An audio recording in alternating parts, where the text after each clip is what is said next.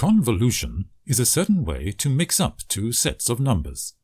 Many important physical phenomena, such as image formation by lenses, can be modeled mathematically by the process of convolution.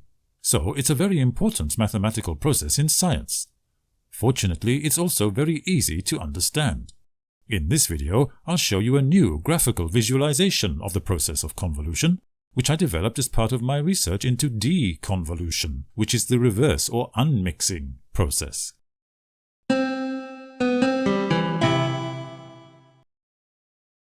Given that convolution is a way to mix up two sets of numbers, let's first define what we mean by a set of numbers in the context of image convolution. A set of numbers representing a 2D image is just a 2D array of numbers, where the value of each number depends on its position in the array. Each value represents some characteristic of the image, for example its color or brightness gray level value. We can call this set of numbers a function, where the value of the dependent variable, that is, the gray level number, for example, depends on its xy position in space, so the independent variables in this function are the xy coordinates. You may recall functions from your school maths class as looking something like this, where the value of a depends on some formula involving x.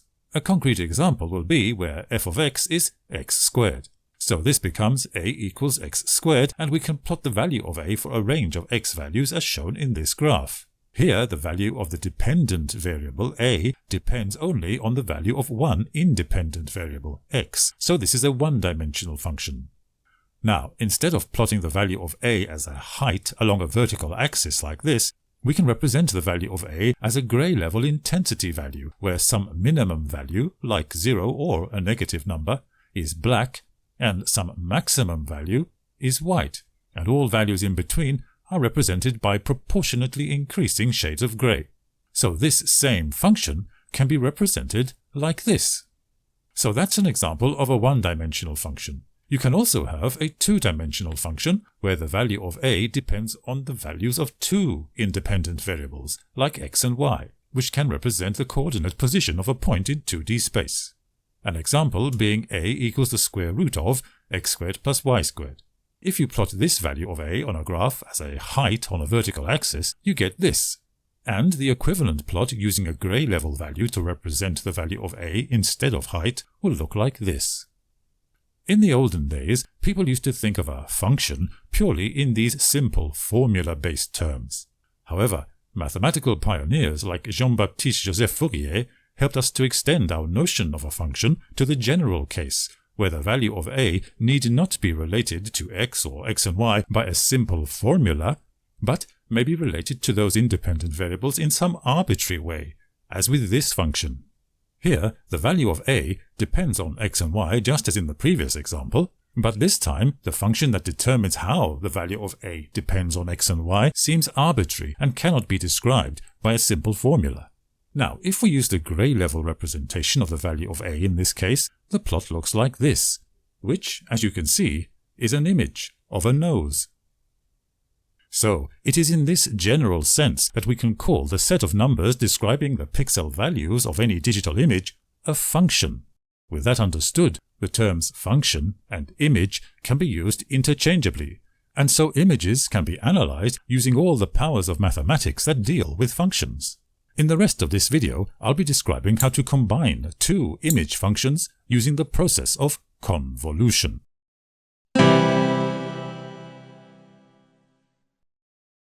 Before describing what the convolution process is, I want to introduce you to some common terms and symbols used when discussing convolution. When we speak of the convolution between two images, it's common to illustrate the process using one image which is much smaller than the other. This smaller image is then called the convolution kernel or point spread function, often abbreviated as PSF for reasons that will become clear later. When writing equations to express convolution, this kernel image is often denoted with the letter h, and the much larger main image is often denoted with the letter f. The process of convolution is usually denoted with an asterisk, and the result of this convolutional combination process is another image, which is usually denoted by the letter g. So this equation is read as f convolved with h equals g. It's common for people to refer to the process of convolution as a filtration process. So, in this equation, G is the filtered version of F, because F is filtered by H to produce G. In this case, H, the PSF, is referred to as the finite impulse response filter, or just the filter. So we have three common synonyms for the point spread function: PSF, kernel, and filter. Before going any further, I should point out that there's no real reason why the PSF should be smaller than the main image. It's just easier to demonstrate the process to beginners using a small kernel PSF. In fact, the PSF image H can be the same size or even larger than F. Also, this use of the term main image to refer to F is not standard terminology. I'm just using it here for convenience.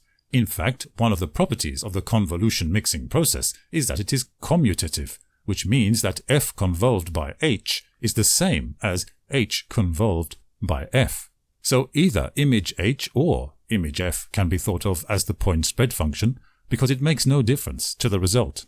I'll say more about the various properties of the convolution process after I've shown you what it is. So what is it?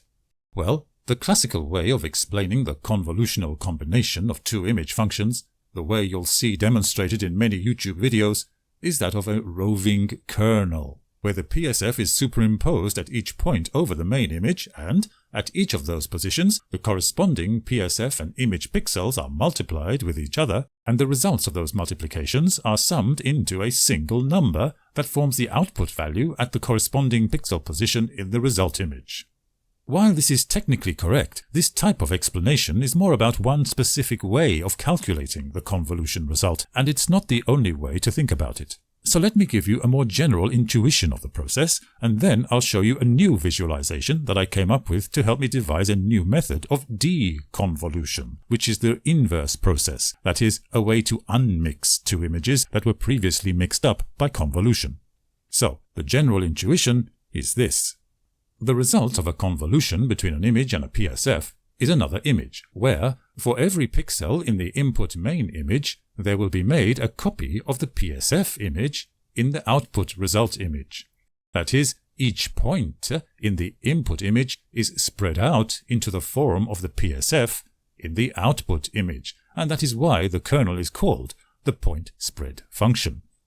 Now, while the shape of the resulting spread for each pixel is the same, it's the shape of the PSF, the intensity of this spread-out copy for each pixel is determined by the intensity of the input pixel. And you can see here that this spread-out pattern is the same shape as this spread-out pattern, but it is brighter than it. And that's because the initial pixel in the input here is brighter than this input pixel. Where the two pixels are closer together in the input than the extent of their spread-out counterparts in the result image, the two spread-out copies simply superimpose on each other where they overlap. So that's the essence of what convolutional mixing between two functions means. Now, this process of taking a single pixel value and spreading that value out according to a pattern is called splatting. Making a splat of a pixel value during convolution produces the same pattern for each pixel. It's just that brighter pixels produce overall brighter splat patterns than darker pixels, because the total value of all pixels in the splat pattern must sum up to be the same as the total value of the initial pixel being splatted. So, we can summarize the process of convolution by saying that a convolved image is a linear superposition of the splats of pixels of an input image, where the shape of each splat is determined by the PSF. Now that we have this insight, we can formulate a new way to look at the process of convolution.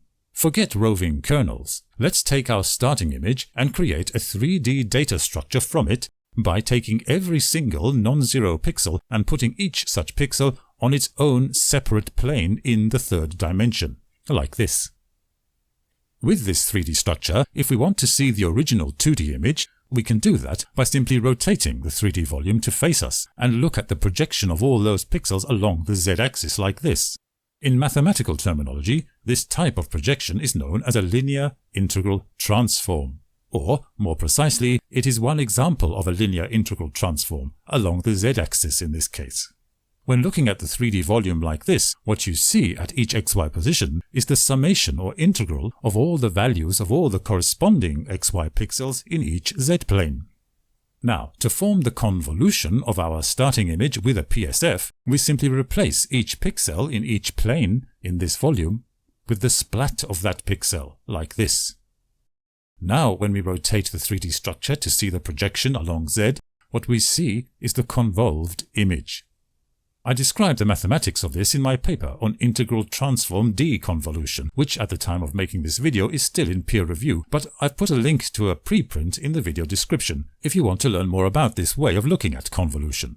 One of the advantages of looking at convolution in this way is that it allows for a practical approach for reversing the process of convolution, which avoids certain artifacts and problems common to other deconvolution algorithms. And that's what my paper was about.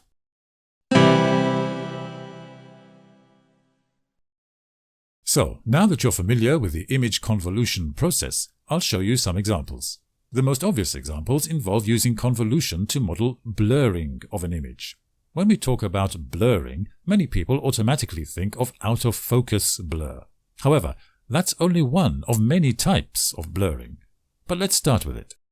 To model out-of-focus blur, the PSF is essentially a plain round disk, or an ellipse if you want to model astigmatic blurring, such as you get with cinematic anamorphic lenses. A quite different type of blurring is motion blur. For motion blur, the PSF is essentially a line describing the motion path, as in these examples. In these examples, the blurred images are perfectly in focus, in the sense that adjusting the camera lens focus will not make them any less blurred, but they are blurred due to motion. You can, of course, have a combination of both motion blur and focus blur affecting the same image. In this case, the PSF could look something like this. But notice that this is just the pure focus blur disk PSF smeared out along a pure motion blur line PSF. In fact, if you think about it, in order to make this motion blur focus blur combination PSF, all we've done is simply convolved the pure motion blur line PSF with the pure focus blur disk PSF. Bear this in mind when I talk about the properties of convolution in the next section of the video.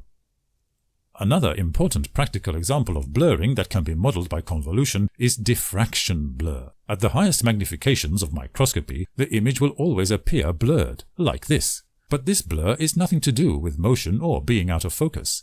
The image has been captured at the best possible focus and with the microscope and camera perfectly still. This blurring is due to diffraction effects that can be explained by modeling light propagation as a wave phenomenon. And this blurring cannot be explained away by simple straight-line ray optics models of microscope image formation.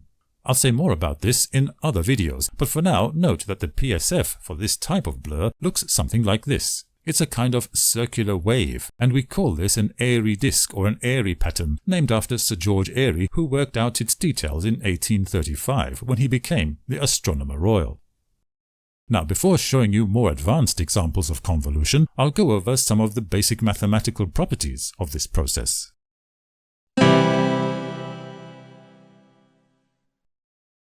With convolution being such an important mathematical modeling tool, it helps to know as much as we can about what we can do with this tool. So, first of all, as I said earlier, convolution is commutative, in that f convolved with h is identical to h convolved with f.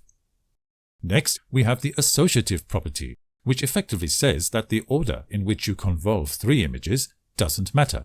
I hinted at this in the previous section where we wanted to simulate both motion and focus blur in a single image. In this case, we get the same result if we convolve the original image with the focus blur PSF first, and then convolve the result of that with the motion blur PSF, or if we convolve the focus blur PSF with the motion blur PSF first, and then convolve the original image with the result of that convolution. Next, we have the distributive property, which means that if an image or a PSF is a linear combination of two or more images, then we can do that linear combination either before or after convolution and the result will be the same. So f convolved with the sum of h1 and h2 is the same as the result of f convolved with h1 plus the result of f convolved with h2. Another property of convolution is that it is a linear process, so scaling one side of a convolution relation by a constant means the result will also be scaled by that same constant. In the formula shown, remember that f, g, and h are all images, that is, 2D arrays of values. In this context, scaling an image by some constant, alpha in this case, means we simply multiply each pixel value in the image array by that constant. So I'm not talking about scaling in dimensions. The last property I want to discuss in this section is the identity operator, or the identity PSF for convolution. That means the PSF which, when you convolve it with any image, gives a result which is identical to the input image. This special identity operator PSF is called the Dirac delta impulse function. For a 2D image, this is represented by an image of any size where all pixel values but the central one are 0, and the central pixel itself has a value of 1. It should be clear to see that such a PSF doesn't describe any spreading out at all. The splat of any input pixel is still just one pixel of the same value as the input. And that is why convolving any image with a delta function PSF results in an output image which is identical to the input image. Knowing these properties can help you model and analyze complicated physical systems by breaking them down into simpler component problems. It can also give you more computationally efficient ways of implementing convolutions on a computer or analog signal processing system. There are some other important characteristics of convolution, but these depend on an understanding of Fourier transforms and the frequency domain, which I'll cover in a separate video.